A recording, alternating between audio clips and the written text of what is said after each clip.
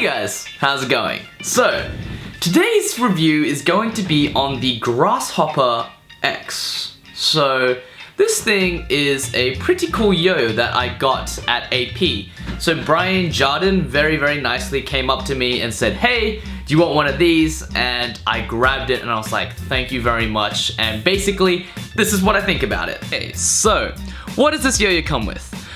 This yo-yo is pretty decked out. So it's got a 7075 aluminium body. It's got stainless steel weight rings.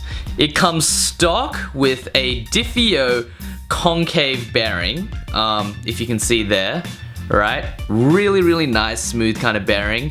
8mm axle and kind of just standard pads, and that looks about like red gasket kind of silicone thing. But by the looks of it, this thing also comes stock with 19mm response pads. So generally pretty standard, but as you can see, the shape, the materials, this is a premium end competition kind of looking kind of yo-yo, if that kind of makes sense. So when I first tried this thing, like at first throw, I was completely hooked. Like when you first play with this thing, it's super powerful. Its spin time is really good.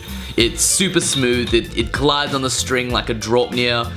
Basically like a Draupnir, but with like a really rounded kind of body. So yeah, I really got into this yo-yo. I used it for most of AP, and I was just hanging out with other yo-yo players, and when I was like learning new tricks, I was using this thing. It was super awesome, really nice yo-yo. It can handle fast tricks, it handles rejections really well, which you'd expect, you know, because this thing, you know, don't forget, I didn't really mention it at first, I kind of just treated it as assumed knowledge, but the Grasshopper was Janos Karan's signature yo-yo, and therefore by default the Grasshopper XT is also Janos Karan's signature yo-yo. So this thing would obviously have to be really good at string rejections. So basically this yo-yo can like handle anything you throw at it. So for me, this yo-yo was like, it was basically like perfect from like the first couple days I tried it.